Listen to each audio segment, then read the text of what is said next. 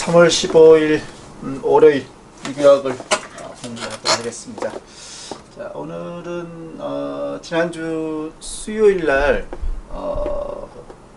챕터 2 한 3분의 2 정도 진행을 했고요. 이제 남아있는 그 오게닉 애시드 그리고 오게닉 베이스, 유교학에서 정의하고 있는 애시드 베이스 개념이 일반화학에서 정의하고 있는 프로톤을 주고받는 브론스테드 애시드 베이스하고 절반은 동일하지만 절반은 좀 상이하다, 이런 관점을 가지고 내용을 보면 될 것 같아요.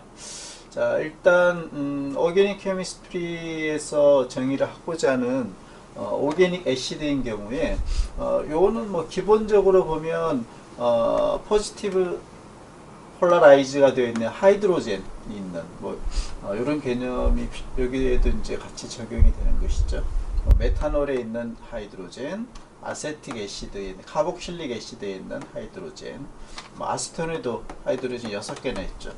단지 이런 그 하이드로젠이 있긴 하지만 이 하이드로젠을 프로톤 상태로 베이스로 쉽게 도네이팅을 하느냐, 얼마나 잘 줄 수가 있느냐, 거기에 따라서 애시디티는 달라지겠죠. 그래서 그런 걸 이제 계량적인 수치로 표현을 했을 때 정수로 나올 수 있는 그 pK 값을 가지고 보면 이 세 개의 애시드 중에서 아세틱 애시드의 pK 값이 4.76으로 가장 스트롱한 강산인 것을 알 수가 있는 것이죠.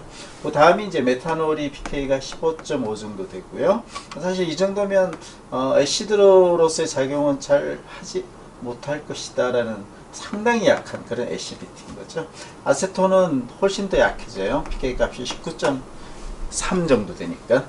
그래서 아세톤은 프로톤을 베이스한테 도네이팅 하기가 매우 어렵다 하는 그런 것들을 여기서부터 알 수가 있겠네요.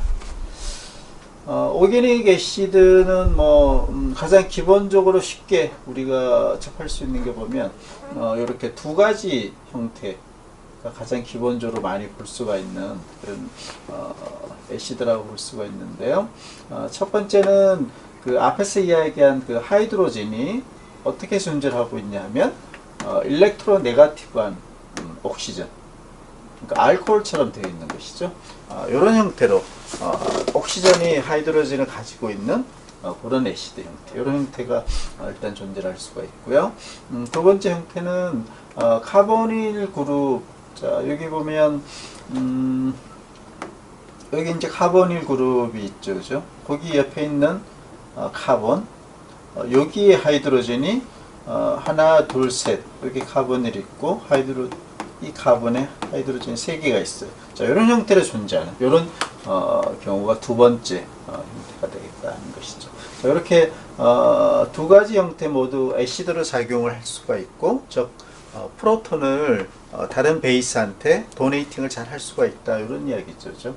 그러면 프로톤을 베이스한테 줬을 때 남는 컨주게이트 베이스 형태로 존재하게 되겠죠. 자, 이 두 가지, 일단 일렉트론 네가티브한 옥시전의 하이드로젠이 있는 형태를 다시 구분을 하게 되면 카보닐 옆에 알코올 형태, 즉 카복실릭 애시드, 이런 형태로 존재를 할 수도 있고 알코올로 존재를 할 수도 있어요. 두 개가 다 유사하긴 해요. 애시드로서의 특성은 동일한 것이죠. 자, 이렇게 해서 프로톤을 도네이팅을 하고 나면 알콕사이드 N아이온이 되면서 컨주게이트 베이스가 되겠죠. 자, 이 컨주게이트 베이스가 얼마나 안정하냐, 안정하면 안정할수록 애시디티는 정대가 되겠죠. 더 스트롱한 애시드가 되는 거죠. 왜? 컨주게이트 베이스가 스테이블라이제이션이 된다는 이야기는 프로톤을 잘 줄 수가 있다, 이런 의미가 되겠죠.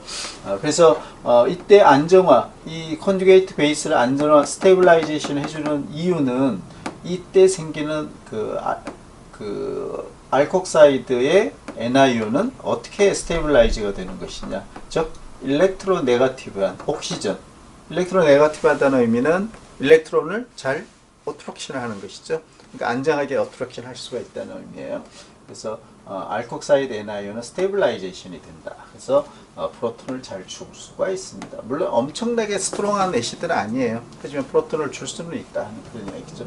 자, 두 번째 이제 카복실릭 애시드 같은 경우는 이 스테이블라이제이션 하는 메커니즘이 조금 다르죠. 알코올과 카복실릭 애시드는 자, 이 경우는 레조넌스 폼에 의해서 스테이블라이제이션이 돼요. 즉 카보닐의 OHN 이 프로톤을 도네이팅을 하고 나면 카복실레이트라는 애나이온이 만들어져요. 컨주게이트 베이스가 만들어지고 이때 여기에 애나이온이 있는 것이죠. 자, 이게 이렇게 하면서 카본과 옥시전 간의 더블 번드를 만들고 그 다음에 본래 카보닐의 더블 번드에서 알콕사이드 애나이온이 만들어지고 이런 두 개의 레조넌스 폼을 만들 수가 있어요. 따라서 이 두 개의 레조넌스 폼이 있다는 이야기는 이 컨주게이트 베이스 이 두 가지 폼이 스테이블라이제이션이 됩니다. 그런 이야기가 되겠죠. 자, 그래서 이렇게 해서 옥시전에 하이드로젠이 있는 경우 애시드로서 작용을 할 수가 있습니다. 그렇죠? 자, 이번에 이제 두 번째 형태 카보닐에 여기든 상관은 없네요. 6개의 하이드로젠이 있고 이 중에 하나가 애시드로서 작용을 해서 프로톤을 도네이팅 했어요. 그럼 컨주게이트 베이스가 이렇게 만들어지게 되죠. 카바 애나이온 형태로 만들어지게 되고 역시 레조넌스 폼이 존재를 하는 것이죠. 그래서 카본의 애나이온, 카바 애나이온과 알콕사이드 애나이온 이 두 개가 레조넌스 폼으로 존재하면서 이 컨주게이트 베이스는 안정화, 스테이블라이제이션이 되고 즉 애시드로서 작용을 할 수가 있습니다. 자, 이런 기본적인 원리만 잘 이해를 해주면 되겠어요. 자, 오게닉 베이스는 기본적으로 론페어 일렉트론을 가지고 있는 애텀이 오게닉 베이스로 작용을 하는 것이에요. 자, 그래서 어떤 애텀이 필수적으로 필요하냐면 베이스에서는 론페어 일렉트론을 가지고 있는 그래서 프로톤을 앱스트랙트를 할 수 있는 그런 특성을 가질 수가 있습니다. 가장 대표적인 게 나이트로젠, 옥시전이 되겠죠. 그래서 나이트로젠은 한 쌍의 론페어 일렉트론을 가지고 있고 반면에 옥시전은 두 쌍을 가지고 있는 것이죠. 뭐 이 숫자가 중요한 것은 아니고 론페어 일렉트론이 있다 없다 이게 중요한 오게닉 베이스로서 작용 요건이 될 거예요. 자, 그래서 이제 오게닉 케미스트리에서 주로 중요하게 생각하는 오게닉 애시드 그리고 오게닉 베이스라는 개념을 기반으로 해서 브론스테드 애시드 베이스와 조금 차별화가 되어 있는 루이스 애시드 그리고 루이스 베이스라는 개념을 소개를 하도록 할게요. 그래서 루이스 애시드 혹은 루이스 베이스가 과연 어떤 정의를 가지고 있는가 이걸 보도록 할게요. 자, 이건 뭐 간단해요. 루이스 애시드는 앞에서 이야기했듯이 론페어 일렉트론을 받는 그런 물질이죠. 반면에 루이스 베이스는 론페어 일렉트론을 주는 도너로서 역할을 해주는 것이죠. 자, 이 그림을 보게 되면 B라는 애톰 뭐 여기 이제 베이스 몰레큘 구조가 있겠죠. 그 다음에 A라는 애톰이 있고 애시드의 구조를 이렇게 가지고 있을 거예요. 자, 이 B와 A를 보게 되면 B라는 애톰은 론페어 일렉트론 한 쌍을 가지고 있어요. 이 오비탈에. 그래서 오비탈이 이제 일렉트론으로 채워져 있는 것이죠. 자, 이런 경우는 이 컴파운드는 루이스 베이스로 작용을 할 수가 있겠죠. 그 다음에 A라는 애톰을 가지고 있는 컴파운드는 이 최각 전제가 비워져 있어요. 베이컨트 오비탈이죠. 자, 그런 경우는 이 일렉트론을 받을 수가 있겠죠. 그죠? 그래서 루이스 애시드가 되는 것이죠. 그래서 B와 A가 만약에 만나게 되면 B에 있는 론페어 일렉트론이 A에 있는 비어져 있는 오비탈로 도네이팅을 되면서 컴플렉스를 만드는 애시드 베이스 반응을 할 수가 있어요. B와 A가 하나의 본드 컴플렉스를 만들 수가 있겠죠. 자, 그런 개념이 되겠고 여기서 이제 제일 브론스테드 애시드 베이스와 루이스 애시드 베이스 개념의 차이와 동일한 점을 이제 여기서 보여주고 있네요. 자, 이 이야기는 브론스테드 애시드는 루이스 베이스와 정의 차이가 있다 하는 것이죠. 반면에 브론스테드 베이스는 루이스 베이스와 사실상 동일한 개념이다. 그렇게 절반은 동일하고 절반은 다르다. 애시드는 다른 개념이다. 그런 얘기죠. 자, 거기까지 잘 이해를 해주면 되겠어요. 자, 조금 더 설명을 이제 할 텐데요.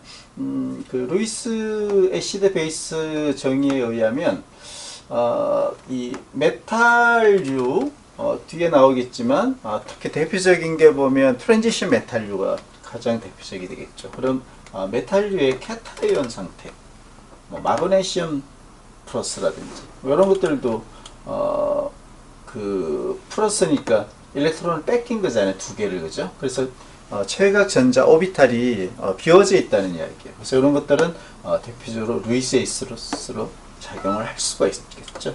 그리고 뭐 루이스 베이스는 다양한 옥시전, 설퍼, 나이트로젠 뭐 이런 것들, 포스포러스 이런 럼프 일렉트론을 가지고 있는 베이스와 만나게 되면 쉽게 애시드 베이스 컴플렉스를 만들 수가 있습니다. 그래서 이런 경우는 메탈 캐타이온은 루이스 애시드, 그 다음에 럼프 일렉트론을 가지고 있는 것들은 루이스 베이스로 작용을 하는 것이죠.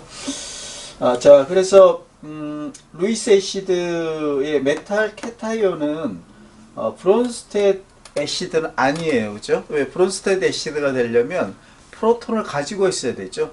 애시드니까 프로톤을 줄 수가 있어야 되잖아요. HCl, 그 다음에 설퓨릭 애시드, 인산, 그 다음에 나이트릭 애시드 이런 것도 공통적으로 보면 하이드로젠 혹은 프로톤을 가지고 있어요. 그런 것들은 브론스테드 애시드인 것이고, 반면에 메탈 캐타이온은 프로톤이 없어요. 하이드로젠이. 그럼에도 애시드로서 작용하는 이유는 우리가 루이스 애시드 개념으로 해석을 할 수가 있는 것이죠. 자, 이제 루이스 애시드 이제 조금 더 추가적인 사례를 볼게요. 페리오딕 테이블에 있는 3A족 엘리멘트들, 보론. 자, 여기 이제 프로로가 3개 본딩을 하고 있으면 BF3, 보론 트라이프로라이드가 되고, 그 다음에 알루미늄 역시 3개의 본딩을 할 수 있기 때문에 알루미늄 클로라이드 이런 것들 루이스 애시드예요.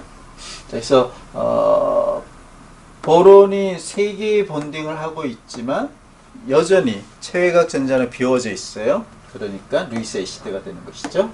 알루미늄도 똑같아요. 3개의 싱글 본드를 하고 있지만 최외곽 전자는 비워져 있어요. 즉 럼프 일렉트론이 없다는 이야기죠.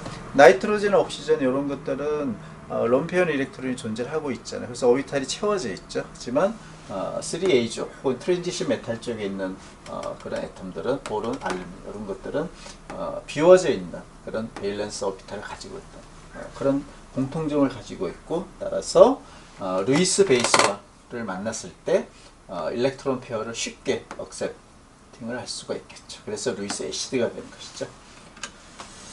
자, 그 다음에 루이스 애시드가 이제 또 추가적으로 보면 이 트랜지션 메탈류에도 많이 있어요. 자, 타이타늄, 그 다음에 아이런, 징크, 뭐 징크 클로라이드 이런 게 되겠죠. 그 다음에 틴 클로라이드. 자, 이런 것들도 보면 루이스 애시드예요. 자, 트랜지션 메탈은 뭐 여러분들 일반화학에서 다 배웠겠지만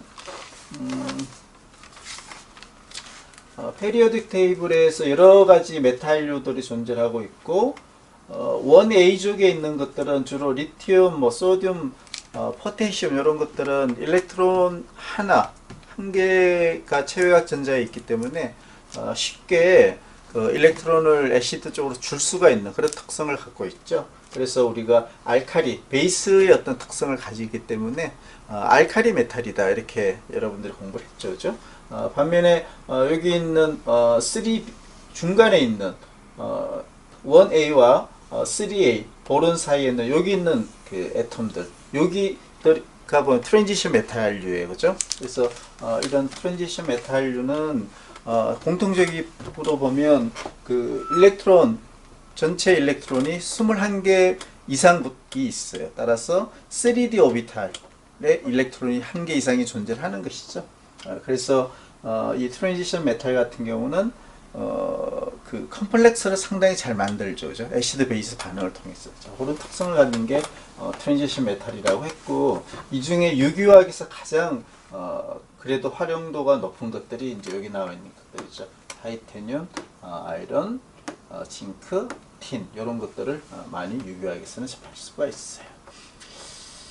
자, 뭐 앞에서 설명이 되긴 했는데 피규어 2-5의 사례를 한번 더 볼게요. 보론 트라이플로라이드 BF3. 자, 보론은 3A족에 속하고 있고 1S에 2개, 그러니까 전체적으로 5개의 일렉트론을 가지고 있죠. 1S에 2개가 있고 그 다음에 세컨 쉘에 올라가서 2S에 2개, 그리고 이제 하나가 남는 것은 2P의 1개.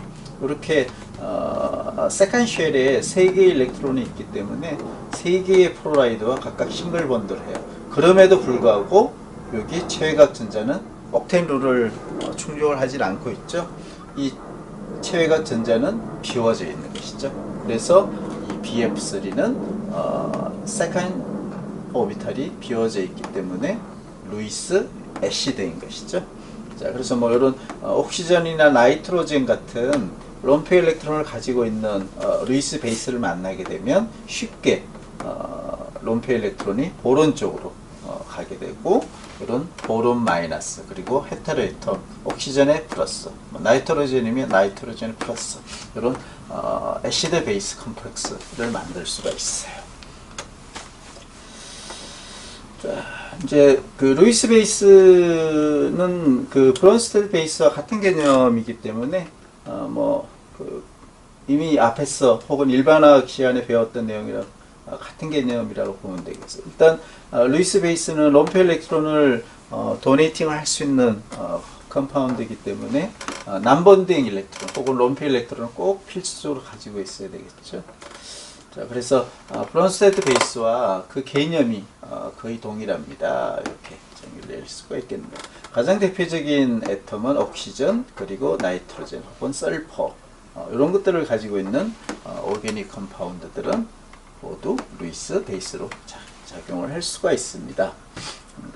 자, 이제 2학기 때도 좀 배울 텐데요.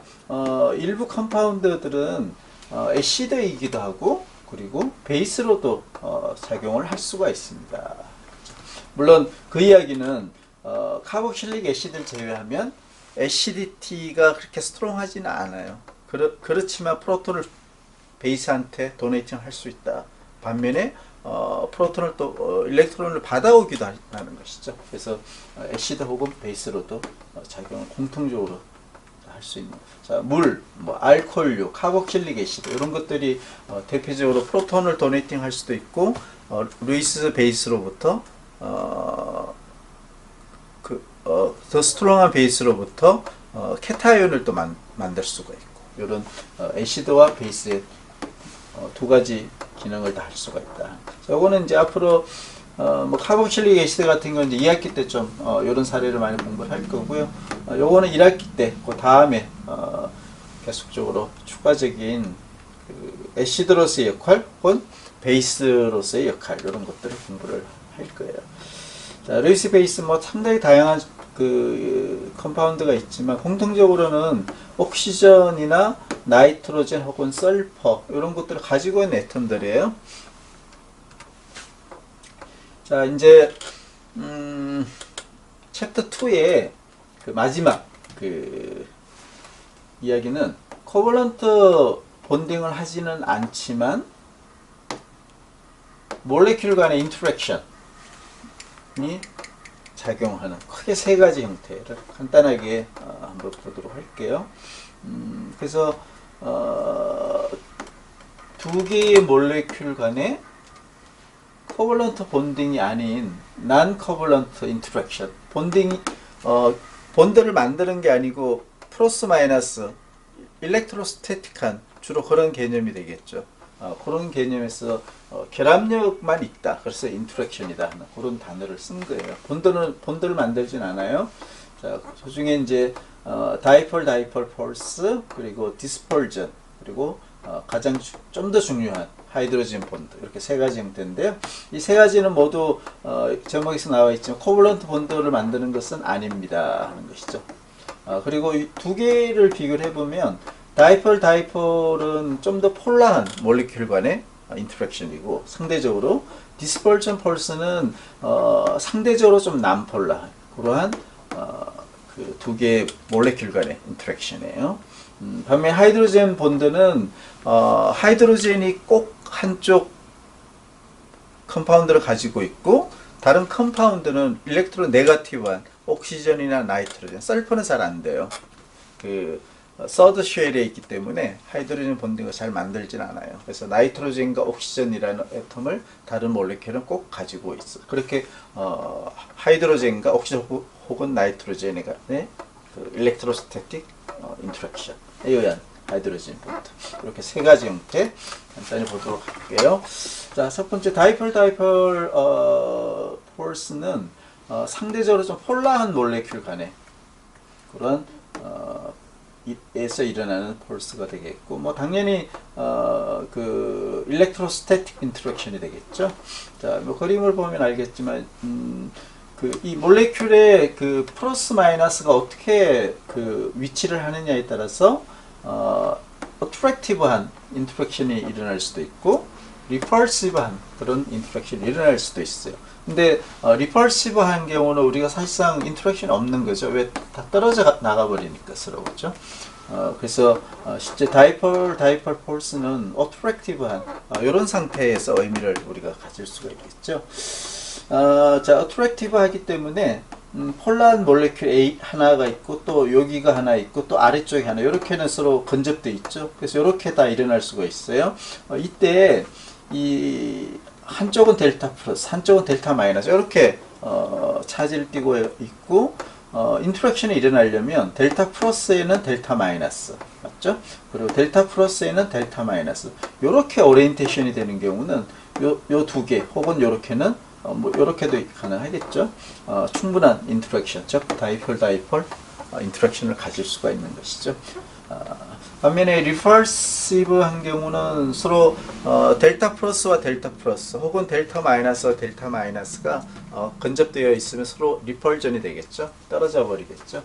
그래서 델타 마이너스 서로 밀어져 버리는 것이고 델타 플러스와 델타 플러스 리펄전이 일어나게 되겠죠. 자, 이런 경우는 이제 몰리큘 간의 인터랙션이 매우 약해지는 그런 결과를 낳을 수가 있죠. 따라서 어트랙티브한 그런 지오메트리가 리펄시브한 지오메트리보다는 에너지 값이 낮아요. 즉 more 스테이블한 그런 상태라는 것이죠. more 스테이블 잘 만들어지는 것이죠. 그래서 주로 다이폴 인터랙션은 이런 어트랙티브한 그런 상태로 존재를 하기가 됩니다. 것이죠. 자, 이제 난폴라한 몰리큘 간의 폴스, 디스펄전 폴스인데요.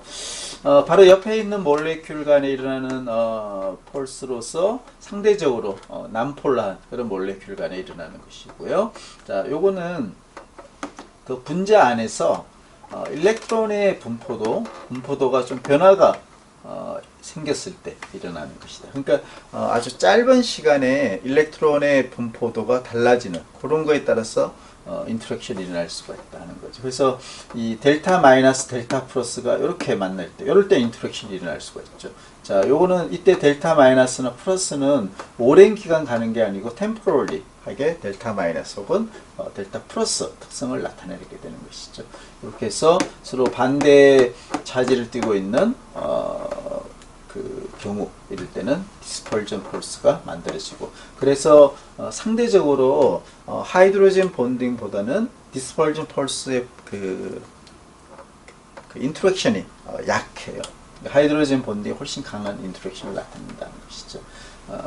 뭐 가스나 이런 상태로 존재하지가 않고 이런 디스펄전 폴스는 주로 솔리드 혹은 리퀴드 이런 형태의 두 개의 몰리큘 간에 일어나는 폴스다 이렇게 이해를 하면 되겠네요. 자, 이제 마지막 하이드로젠 본딩 뭐 설명을 다 했겠지만 하이드로젠하고 일렉트로 네거티브한 옥시전 혹은 나이트로젠 간의 인터랙션이 일어나는 것이죠. 두 개의 분자 간에. 자, 그래서 여기 A라는 분자가 있고 둘 다 물이네, 그죠? 그 다음에 또 다른 물 분자가 있을 때 물 분자의 옥시전에 있는 델타 마이너스와 다른 물 분자의 하이드로젠에 있는 델타 플러스 간의 인터랙션.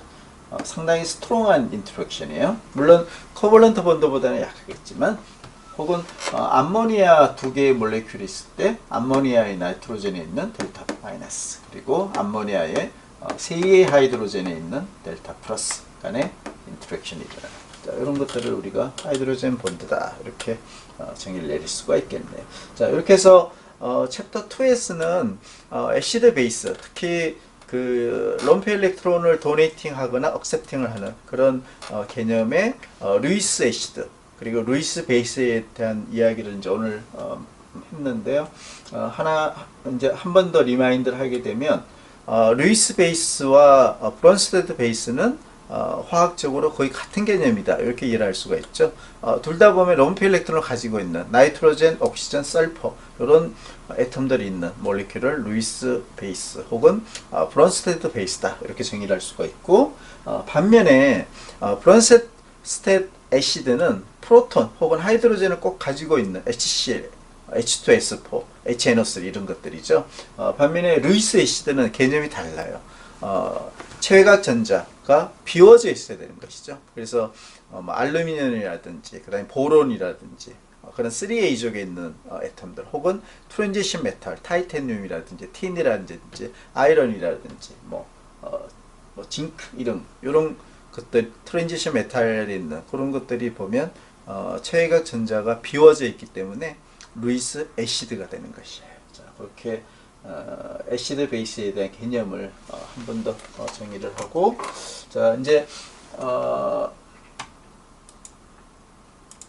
자, 챕터 3로 가도록 할게요. 이제 챕터 3부터 챕터 5까지 세 개의 챕터에 걸쳐서 그 알칸유를 중심으로 이제 사이클 알칸도 나오겠죠. 일단 알리파틱 혹은 사이클 알칸유 이런 것들을 그 대상으로 해서 2D 개념의 아이소모, 그리고 3D 개념의 스테레오 아이소모 혹은 스테레오 케미스트리에 대한 공부를 세 개 챕터에 대해서 하게 될 텐데요. 사실은 이제 챕터 5에는 주로 스테레오 케미스트리를 많이 공부를 할 텐데, 개념이 조금 어떻게 보면 조금 복잡할 수도 있고, 그리고 3D 개념의 우리가 아이소모를 정의를 하고 있기 때문에 실제 종이에 나타나 있는 그림, 그리고 혹은 이런 모니터에 나타나 있는 디지털 화면에 있는 그 화학 구조를 가지고 스테레오 아이소모에 대한 개념이 잘 안 보일 수 있어요. 머릿속에 확 와닿지가 않을 수가 있어요. 2D까지는 잘 나오는데, 그래서 복잡한 스테레오 케미스트리를 이야기를 하기보다는 가장 중요한 몇 가지 스테레오 아이소모 혹은 스테레오 케미스트리에 대해서 분자 모델을 사용을 해서 여러분들에게 기초적인 이해를 하는 그 정도 레벨까지, 아마 주로 스테레오 케미스트리는 챕터 4 이후, 그리고 챕터 3, 4에서는 2D 개념의 아이소모를 공부를 하도록 하겠습니다. 자, 이제 그 펑셔널 그룹이라는 개념을 먼저 소개를 하고 있는데, 자, 펑셔널 그룹은 중간중간에 다들 이야기를 많이 했는데요. 그 한 분자 안에서, 한 몰레큘 안에서 특정한 그 애텀의 집합, 그걸 그룹이라고 이렇게 볼게요. 그 그룹이 화학적인 특성을 나타내요. 예를 들어서 오게닉 리액션에 참여를 한다. 그렇게 했을 때 나머지 화학 구조나 그룹에 상관없이 어떤 정형적인, 그러니까 동일한 그런 리액티비티를 나타낼 경우, 그런 것들을 우리가 하나의 그 펑셔널 그룹이다라고 정의를 내릴 수가 있겠죠. 자, 이제 더블 번드에 대한 것은 여기 나오네죠. 왼쪽에는 이제 에틸렌, 오른쪽은 맨세닌이라는 그런 전혀 다른 몰레큘이 있어요. 자, 근데 여기에 펑셔널 그룹이 있어요. 보면 에틸렌은 더블 본드, 여기가 펑셔널 그룹이 돼요. 그리고 맨세네는 더블 본드가 역시 여기도 보면 6 멤버 링 안에 하나 존재하고 있어요. 그래서 두 개의 물질은 완전히 다르지만 만약에 여기에 할로게네이션, 뭐 브로미네이션, 클로리네이션을 하게 되면 이 반응은 즉 더블 본드에서 일어나는 그 브로미네이션은 동일한 메커니즘과 동일한 프로덕트, 즉 에디션 반응이 일어나서 다이브로모 이렇게 프로덕트가 나오는 그래서 이렇게 리액티비티가 동일하게 발생을 시키는 특정한 그룹을 펑셔널 그룹이다 이렇게 정의를 내리고 이 경우는 더블 본드가 펑셔널 그룹에 해당이 되는 것이죠. 자, 이제 그 펑셔널 그룹이 상당히 종류가 많아요. 그래서 유기화학 1, 2 이제 그 1학기의 중후반 그러니까 챕터 6 이후가 되겠죠. 그리고 2학기는 전체다. 에서 그 나오고 있는 오게닉 리액션 그리고 그 메커니즘 그런 쪽에는 이런 펑셔널 그룹이 사실상 기반을 하고 있다 이렇게 보면 돼요. 그래서 이 펑셔널 그룹의 종류도 많고 이 펑셔널 그룹의 그 리액티비티 그리고 메커니즘이 어떻게 발생이 되는지 이런 것들을 잘 여러분들이 이론적으로 이해를 해줘야 유기화학을 좀 더 쉽게 그리고 알차게 충실하게 공부를 할 수가 있을 거예요. 일단 오늘은 펑셔널 그룹의 종류에 대해서 조금 리뷰를 할 텐데요. 좀 전에 이제 그 더블 본드가 하나의 중요한 펑셔널 그룹이라고 이야기를 했고, 그다음 알킨류가 가지고 있는 트리플 본드도 중요한 펑셔널 그룹이 되겠죠. 그 다음에 RN 6멤버의 그 아로마틱 그룹들 인 경우는 더블하고 싱글 본드가 컨주게이션이 되어 있다라고 했죠. 물론 실제 존재하는 것은 하이브리드 폼으로 존재해요. 1.5 본드, 6개 본드가 다 1.5 본드예요. 일단 그림을 그리면 이렇게 되는 것이죠. 더블 싱글, 더블 싱글. 자, 이런 것들을 보면 공통적으로 어떤 펑셔널 그룹의 그 이유는 이 파이 본드를 갖고 있다는 거예요. 자, 더블 본드에는 여기 파이 본드가 하나 있죠. 그 다음에 알킨에는 두 개의 파이 본드가 있어요. 역시 RN에도 보면 파이 본드를 가지고 있어요. 따라서 이런 것들은 더블, 트리플, 그리고 RN에 있는 더블 본드 이런 것들은 모두 펑셔널 그룹이면서 파이 본드를 가지고 있다. 특성을 가지고 있네요. 그렇죠? 자, 좀 전에 여기까지 이제 이야기를 했고, 그 다음에 이제 알킬 할라이드 역시 중요한 펑셔널 그룹. 이때 그 하이드로젠, 프로로, 크로로, 브로민, 아이오딘 요 네 종류의 하이드로젠이 이렇게 펑셔널 그룹으로 존재를 할 수가 있겠죠.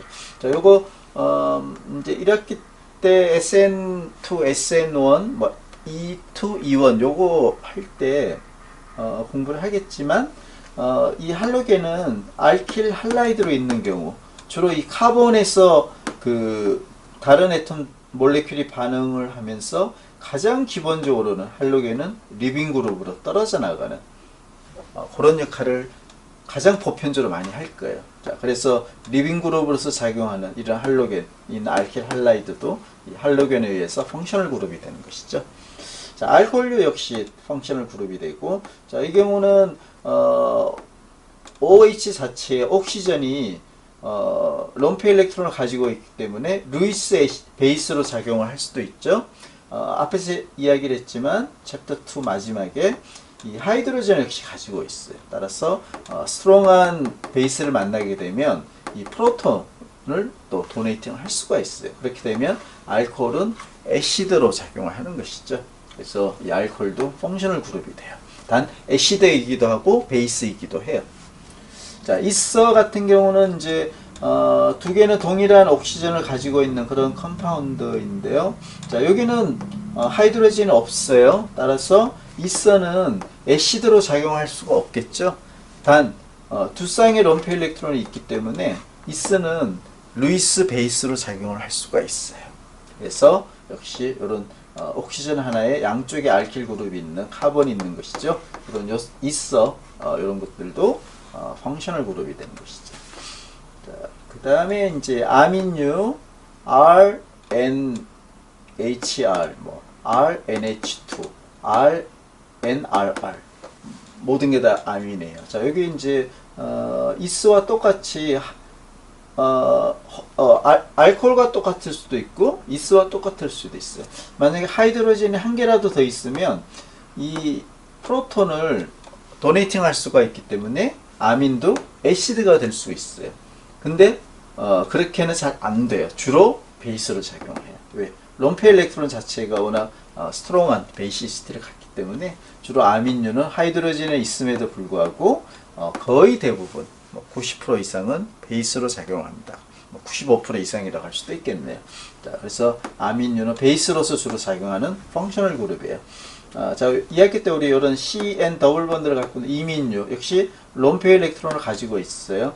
그래서 요거에 대한 케미스트리는 2학기 때 또 공부를 하도록 할게요. 나이트릴 카본과 나이트로젠이 트리플 본드를 갖고 있는 경우에 따라서 두 개의 파이 본드를 갖고 있죠. 따라서 나이트릴 그룹도 펑셔널 그룹이 돼요. 마치 알킨처럼 그런 펑셔널 그룹이 되겠죠. 자, 사이올도 알코올이랑 비슷하다고 보면 돼요. 단지 알코올의 옥시전 대신에 설퍼가 있는 이런 그룹 역시 펑셔널 그룹이 되겠죠. 설파이드는 이스하고 비슷해요. 단 이스의 옥시전 대신에 설파이드는 설퍼가 있는 것이죠. 즉 롬페 일렉트론이 가지고 있는 베이직한 그런 특성을 나타내게 되겠고, 자 이제 여기서 역시 2학기 때 주로 공부를 할 텐데 알데하이드 카보닐 그룹의 하이드로젠이 카본에 직접 붙어 있는 요 알데하이드 자체도 보면 하나의 펑셔널 그룹이 되겠고, 키톤은 카보닐 그룹 양쪽에 카본 즉 R 그룹이 있는 그런 펑셔널 그룹이고, 카복실릭 애시드는 알데하이드의 하이드로젠 대신에 알코올이 있는 것이죠. 그래서 전체에 묶어가지고 CO2H 카복실릭 애시드.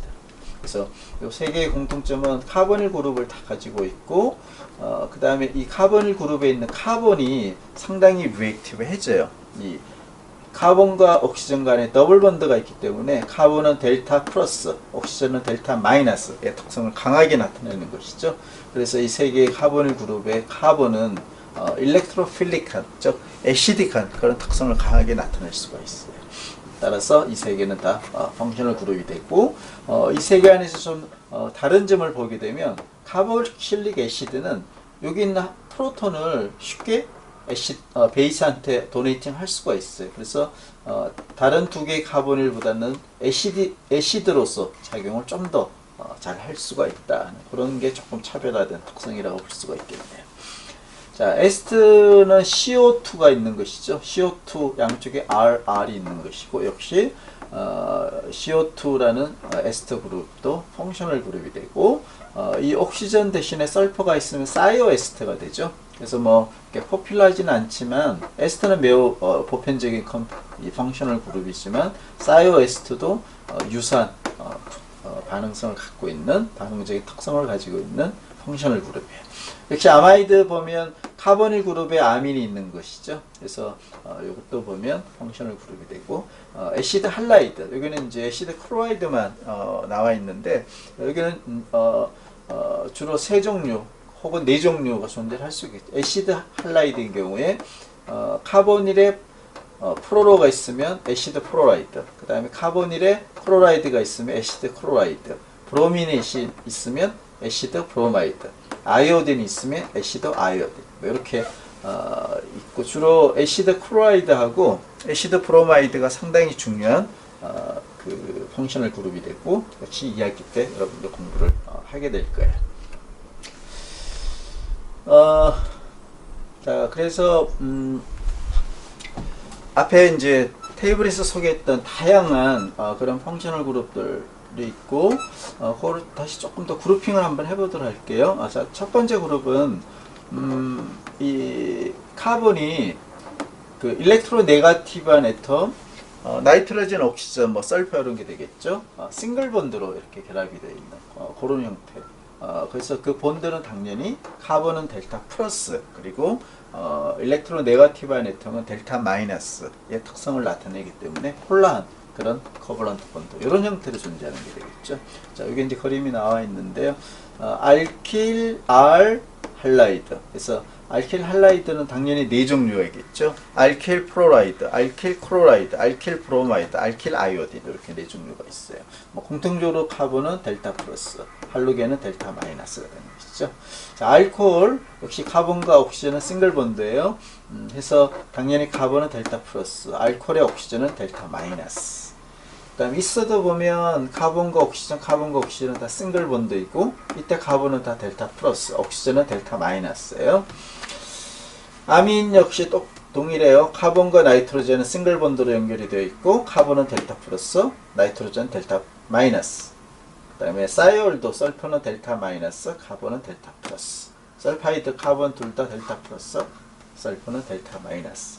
이렇게 공통점을 가지고 있고 즉 카본과 일렉트로 네가티브한 옥시전, 나이트로젠, 할로겐 혹은 설퍼 이런 것들이 싱글 본드로 연결이 되어 있고 카본은 다 델타 플러스 그리고 일렉트로 네가티브한 애톰은 델타 마이너스. 자, 그렇게 해서 델타 플러스가 카본이기 때문에 베이스가 만약에 존재한다면 델타 마이너스로 어택을 할 수가 없고 카본을 어택을 하겠죠. 그죠? 베이스가 존재한다면 다 카본을 어택을 해요. 이렇게 카본, 옥시전을 어택, 뭐 여기 알코올을 어택 그렇게 될 수가 없겠죠. 베이스가 있는 경우에. 자, 그런 특성을 가지게 돼요. 자, 그 다음에 이번에는 카본하고 옥시전이 더블 본드를 가지고 있는 즉 카보닐 그룹이에요. 그래서 카보닐 그룹에 대한 그 케미스트리는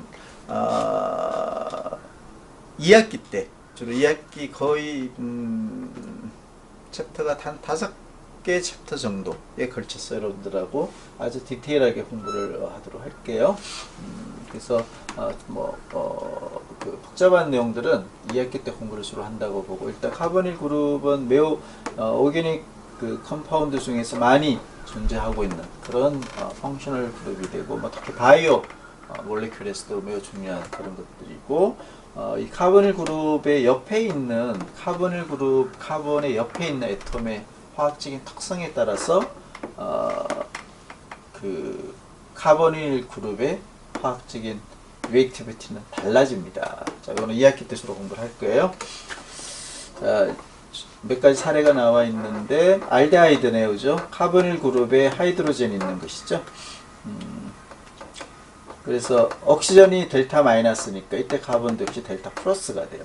자, 키톤은 카보닐의 양쪽이 R이 있기 때문에 하이드로젠이 없는 거예요. 역시 옥시전은 델타 마이너스, 카본은 델타 플러스. 카복실릭 애시드 역시 카보닐에 OH가 있는 것이죠. 그리고 카본은 델타 플러스, 옥시전은 델타 마이너스. 그다음 에스터 CO2의 양쪽에 R이 있는 것이죠. 그래서 델타 마이너스, 델타 플러스. 사이레스도 동일하고 아마이드 그래서 카보닐에 아민이 있는 거 그리고 델타 마이너스, 델타 플러스. 애시드 할라이드 역시 카본은 델타 플러스, 옥시전은 델타 마이너스. 자, 이렇게 카본과 옥시전의 그 더블 번드로 있는 카보닐 옆에 다양한 애톰이 있는 것이고 이 옆에 있는 하이드로젠이냐 아니면 알킬이냐 OH냐 아니면 알콕사이드냐 아민이냐 그 다음에 할라이드냐에 따라서 이 카보닐 그룹의 반응이 매우 다양해져요. 그래서 요거는 역시 2학기 때 전체 5개 챕터를 걸쳐서 어떻게 다양한 반응들이 일어나는지 크게는 4가지 반응 형태를 공부를 하고요. 그 아래에서는 디테일한 메커니즘들이 상당히 다양하게 2학기 때 나올 겁니다.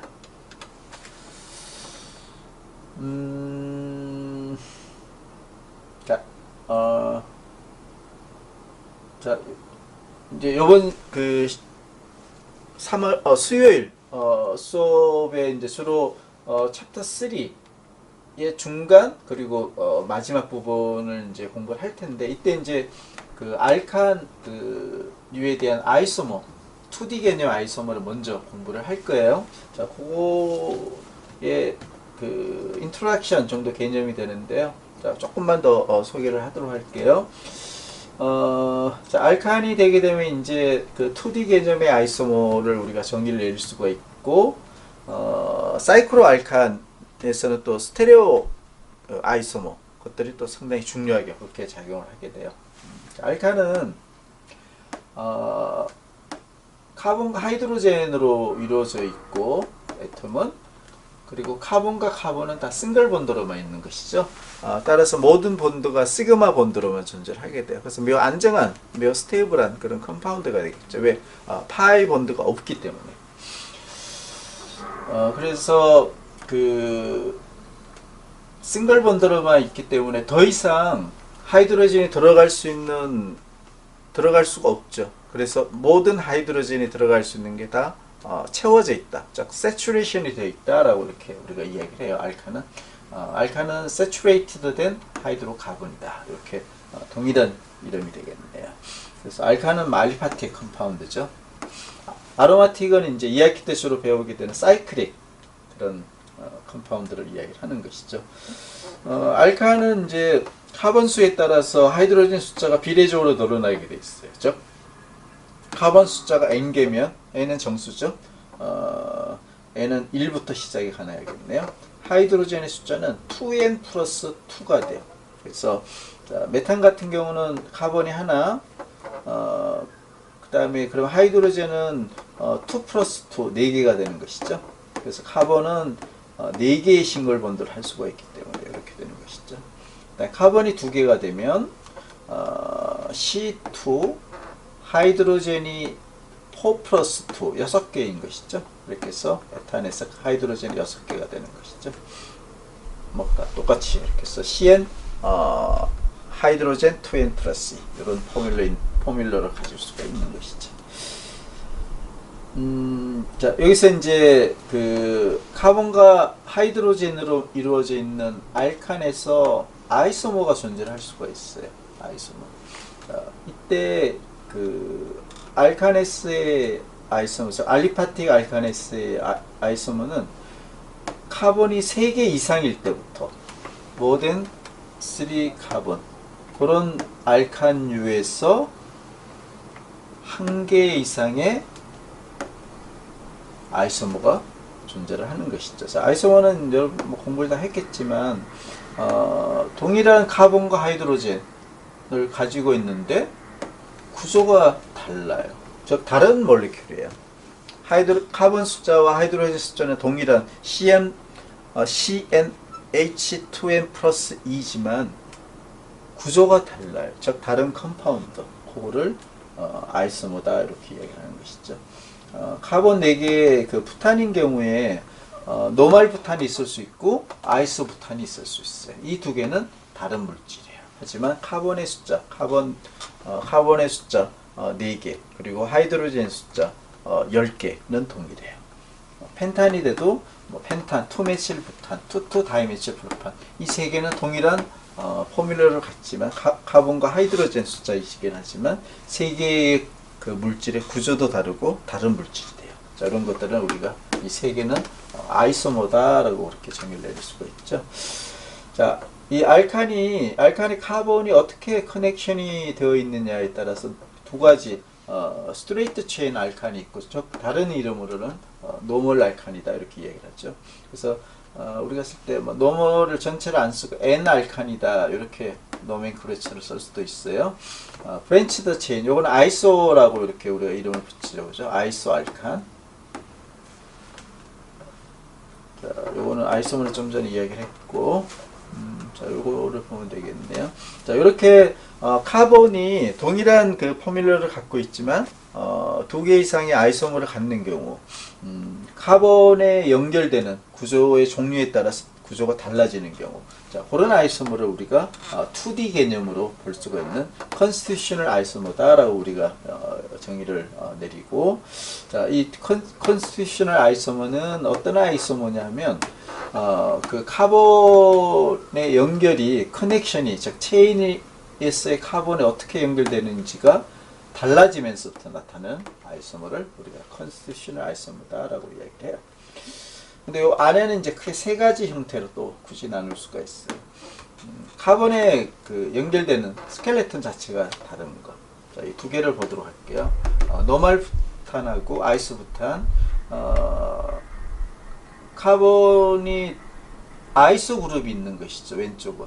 그래서 우리가 요건 아이소 부탄이라고 하는 것이고, 노멀부터는 그냥 스트레이트 체인이에요. 그렇죠? 그래서 카본이 연결되는 게 다르기 때문에 이렇게 디퍼런트 카본 스켈레톤에 의해서 두 개의 컨스티튜셔널 아이소머가 있을 수 있고, 펑셔널 그룹 자체가 아예 달라지는 그런 아이소머가 존재할 수도 있어요. 자, 포뮬레는 동일해요. 카본은 2개, 그 다음에 하이드로젠은 6개, 그리고 옥시전 하나. 오른쪽 컴파운드 볼게요. 카본이 2개, 하이드로젠 6개, 옥시전 하나. 동일해요. 카본수와 하이드로젠 수, 옥시전 수가. 근데 물질이 완전히 달라요. 뭐가 다르냐? 펑셔널 그룹이 달라요. 자, 왼쪽은 알코올로 존재하고 있죠. 오른쪽은 있어죠. 그래서 이렇게 카본 스켈레톤이 다른 거하고도 좀 다른 그런 아이소머 형태가 되겠죠. 펑셔널 그룹이 다른 형태로 존재하는 C2H6O 이런 사례. 그 다음에 펑셔널 그룹은 동일한데 펑셔널 그룹의 그 위치가 다른 경우, 이런 경우도 아이소머가 될 수가 있어요. 카본이 3개, 하이드로젠이 9개, 나이트로젠.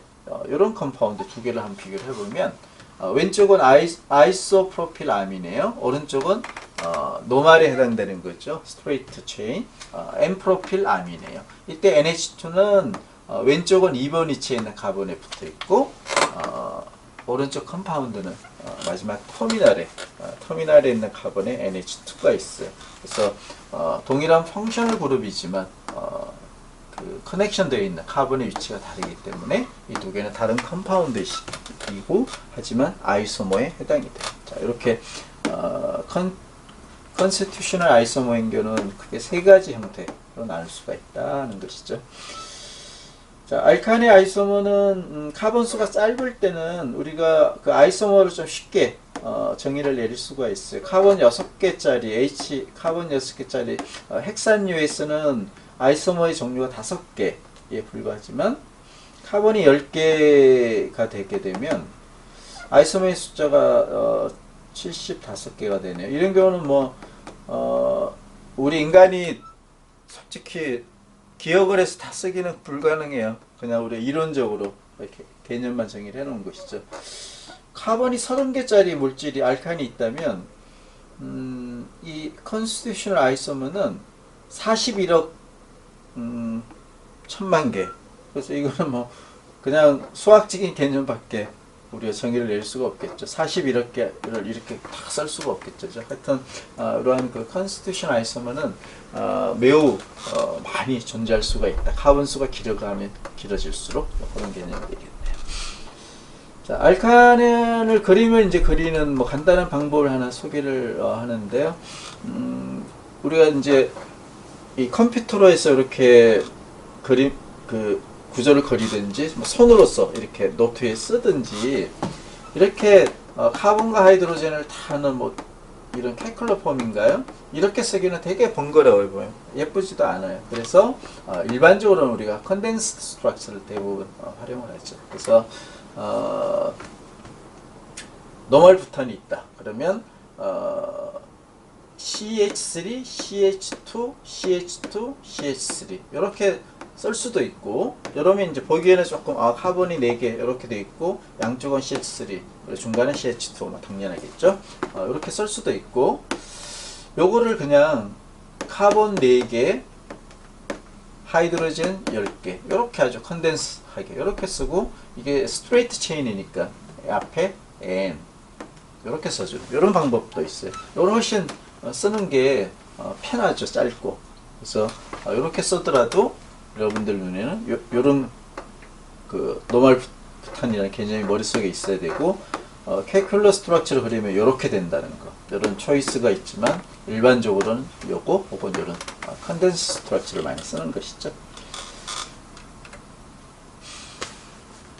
그래서 스트레이트 체인 알칸은 카본이 하나는 메탄, 카본이 2개는 에탄, 3개는 프로판, 4개는 부탄, 5개는 펜탄, 6개는 헥산, 7개는 헵탄, 8개는 옥탄, 9개는 노난, 10개는 데칸. 그래서 요 하나부터 데칸까지 10개까지 요거는 이름을 그냥 외우는 수밖에 없어요. 여기까지가 주로 오게닉 케미스트리에서 많이 나오는 그런 이름이기 때문에 요 이름은 여러분들이 외워주기 바라겠습니다. 자, 알킬 그룹은 알칸에서 하이드로젠 하나를 제외한 나머지 남아있는 그런 알칸 그룹을 우리가 알킬이다 이렇게 정의를 내려요. 그래서 이름도 알칸의 AN이 대신에 알킬 YL이라는 이름을 붙여주죠. 그래서 메탄의 CH4인데 메탄에 여기 하이드로젠 하나를 제외하고 남는 CH3 요거를 우리가 메틸 그래서 METH 는 유지하고 AN이 대신에 YL을 붙여서 메틸이다 이렇게. 에탄에서 하이드로젠 하나를 제외한 CH3, CH2 요거를 우리가 이름을 에틸이다라고 이렇게 이름을 지어죠. 그래서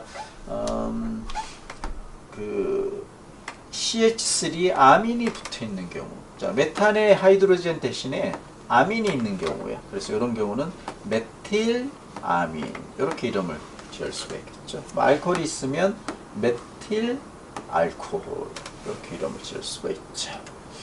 자, 그래서 메탄에서 알킬 그룹은 메틸이에요. 에탄의 알킬 그룹은 에틸.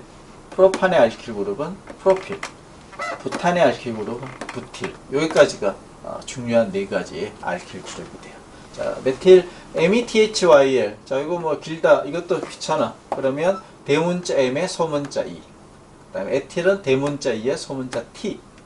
프로필은 대문자 P에 소문자 R. 부틸은 대문자 B에 소문자 U. 대부분은 이렇게 많이들 써요. 물론 이렇게도 쓰기도 하지만 이렇게 쓰는 경우도 상당히 많이 있다 하는 것이죠.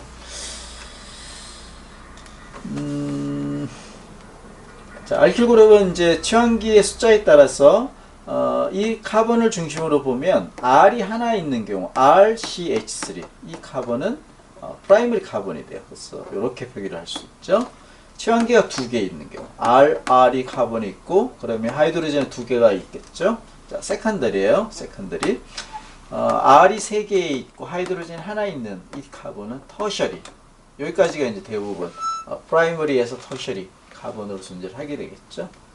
물론 이 하이드로젠 대신에 네 번째 R도 들어가 있는 쿼터너리 카본도 존재를 할 수가 있지만 이런 경우는 조금 비율은 상당히 적은 그런 컴파운드가 존재를 하고 있습니다. 자, 그래서 일반적으로 알킬을 우리가 대문자 R을 쓰게 되면 화학에서는 이게 알킬을 의미를 해요. 알킬 대문자 R을 썼을 때. 자, 하이드로젠 중심으로 보게 되면 카본의 H3 이 하이드로젠은 프라이머리 하이드로젠이에요. 그리고 카본의 H2인 경우 즉 카본이 두 개가 붙어 있는 것이죠. 이렇게 있는 거에서 두 개가. 자, 이건 세컨더리. 그 CH로 있는 경우는 터셔리 하이드로젠이다 이렇게 정의를 내릴 수가 있어요. 그래서 프라이머리, 세컨더리, 터셔리는 나중에 챕터 2를 가보게 되면 그 acidity의 차이가 나타나기 시작해요. 이 프라이머리, 세컨더리, 터셔리 하이드로젠이 그런 것들은 다시 2학기 때 주로 공부를 하도록 할게요. 자, 오늘 수업은 챕터 2의 애시드 베이스 그리고 챕터 3에서 알칸유에 대한 간단한 정의 그리고 알칸의 컨디셔널 아이소머 어떤 것인지 그 다음에 알칸에 유래해서 알케일류는 어떻게 이름을 쓰고 있는 것인지 어떤 특성을 갖고 있는지 이런 것들을 이제 간단히 공부를 했고요. 이번 수요일 수업에서는 챕터 3의 노멘클레처로부터 해서 남아있는 부분들을 공부를 하도록 하겠습니다. 자, 오늘 3월 15일 월요일 수업은 여기까지 하도록 할게요.